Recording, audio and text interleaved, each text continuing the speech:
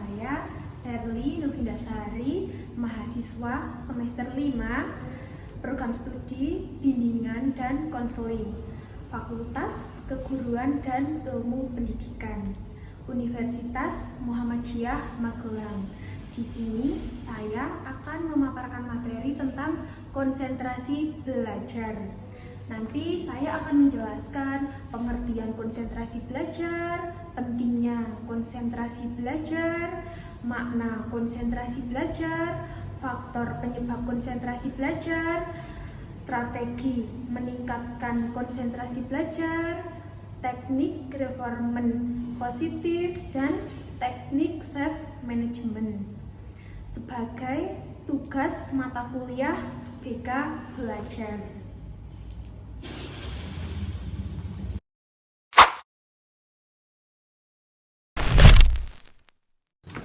Selanjutnya, saya ingin menjelaskan tentang pengertian konsentrasi belajar. Konsentrasi merupakan pemusatan pikiran, perasaan, dan kemampuan seseorang pada suatu objek tertentu. Dalam kegiatan belajar, konsentrasi berarti memusatkan seluruh kemampuan perhatian pada situasi belajar secara penuh. Konsentrasi bersifat kuat, relatif tetap, dan tidak mudah teralihkan oleh objek lain. Menurut Ibrahim El-Fiqi, konsentrasi adalah pemfokusan terhadap suatu objek yang melibatkan keselarasan antara kekuatan hati dan pikiran.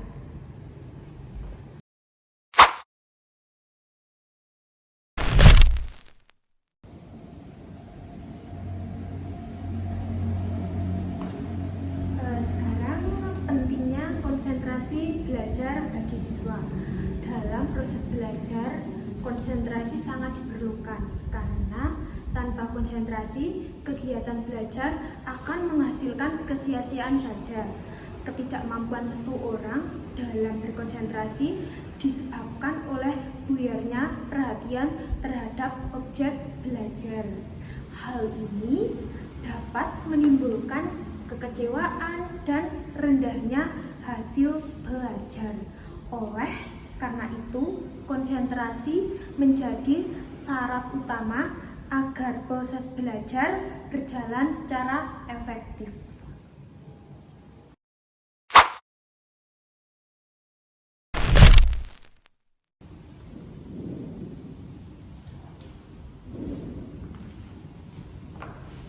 Makna konsentrasi belajar bagi siswa. Konsentrasi belajar merupakan kemampuan siswa dalam memusatkan perhatian pada pelajaran, baik pada isi materi maupun proses memperolehnya. Konsentrasi belajar ditunjukkan dengan sikap siswa yang memperhatikan guru, menjelaskan pendengaran, melihat materi, memusatkan pikiran, serta merespon stimulus yang diberikan guru dengan mengesampingkan hal-hal yang tidak berkaitan dengan proses pembelajaran di kelas.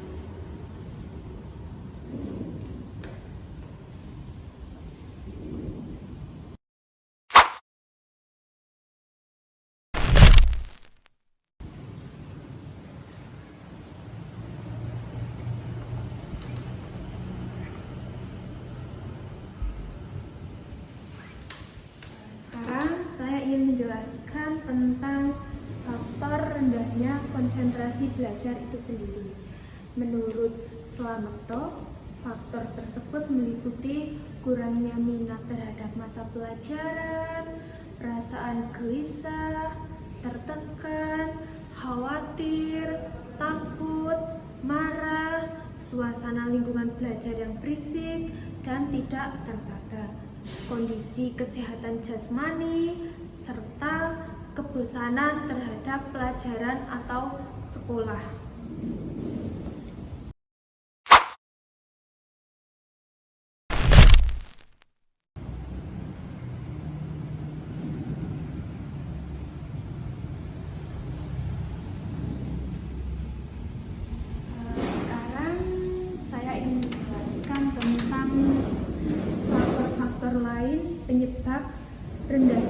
konsentrasi belajar. Apa sih yang menyebabkan konsentrasi belajar rendah? Yang pertama itu ada faktor lingkungan. Lingkungan belajar memiliki pengaruh besar terhadap kemampuan konsentrasi siswa. Faktor lingkungan sendiri seperti suara, pencahayaan, suhu ruangan, dan desain ruangan belajar dapat menentukan tingkat konsentrasi belajar siswa. Selanjutnya ada faktor modalitas belajar. Modalitas belajar menentukan bagaimana siswa menerima dan merespon informasi. Konsentrasi belajar siswa akan meningkatkan apabila guru mampu mengembangkan strategi dan metode pembelajaran yang sesuai dengan modalitas belajar siswa itu sendiri.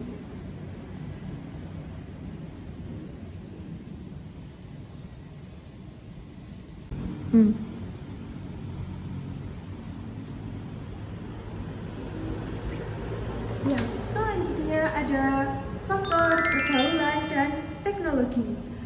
Pergaulan dan perkembangan teknologi juga mempengaruhi konsentrasi belajar siswa.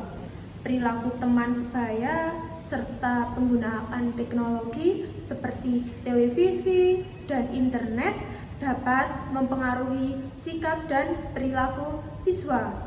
Selanjutnya ada faktor psikologis.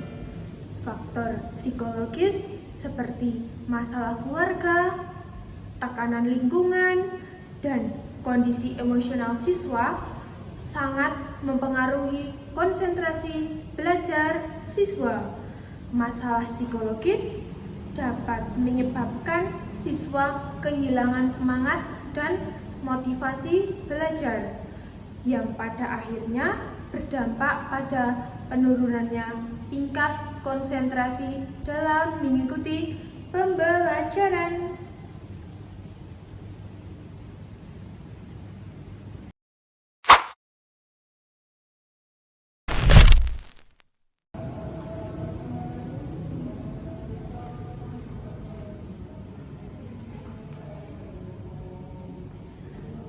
Sekarang saya ingin menjelaskan tentang strategi meningkatkan konsentrasi belajar. Yang pertama itu ada melakukan pemanasan sebelum pembelajaran seperti olahraga ringan atau latihan pernapasan. Yang kedua ada menciptakan lingkungan kelas yang kondusif. Yang ketiga menggunakan metode pembelajaran yang bervariasi dan tidak monoton, melakukan diskusi atau kerja kelompok. Yang keempat, ada memberikan tugas yang sesuai dengan minat dan bakat peserta didik, agar peserta didik mudah memahami materi dan dapat menyimpulkan apa yang disampaikan oleh guru.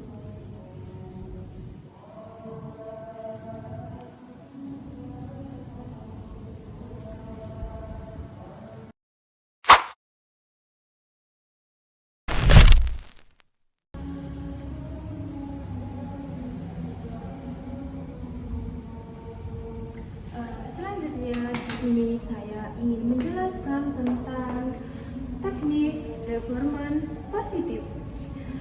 Reforman positif merupakan teknik dalam konseling behavioral yang bertujuan membentuk perilaku yang diharapkan dengan memberikan penguatan yang menyenangkan setelah perilaku tersebut muncul.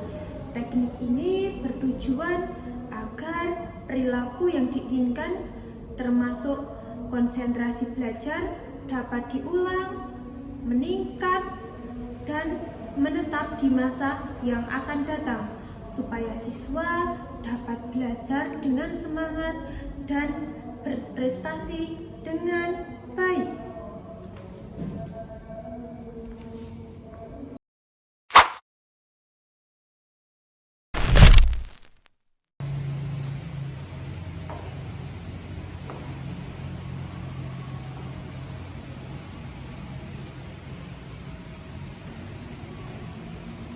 Oke, yang terakhir saya ingin menjelaskan tentang teknik self management.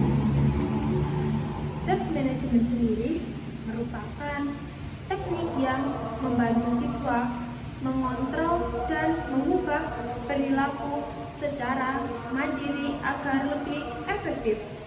Teknik ini melatih siswa untuk mengatur diri, memantau perilaku, dan menetapkan tujuan, serta memberi penghargaan positif kepada diri sendiri sehingga konsentrasi belajar dapat meningkat secara berkelanjutan agar siswa lebih fokus dalam belajar dan memahami materi apa yang disampaikan oleh guru.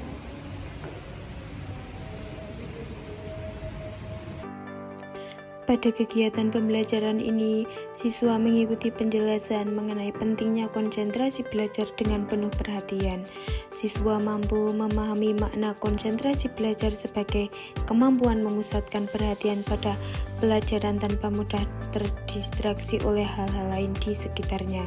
Selama penjelasan berlangsung, siswa terlihat mendengarkan dengan serius, mencatat poin-poin penting, dan berusaha memahami materi yang disampaikan.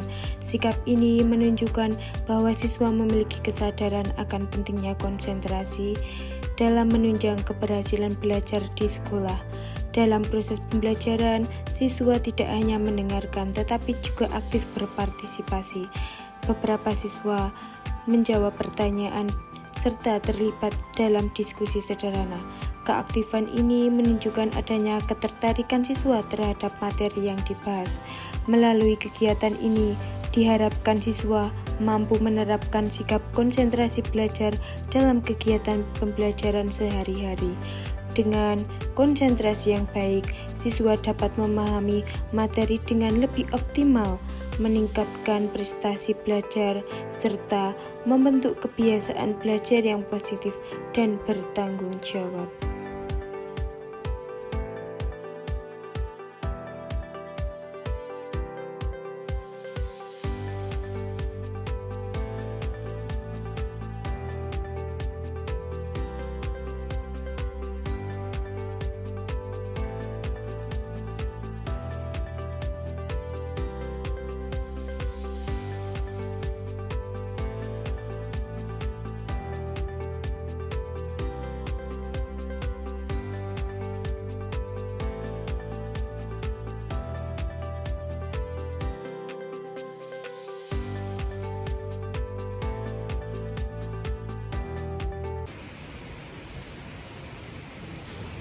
Sekian materi tentang konsentrasi belajar yang sudah saya sampaikan.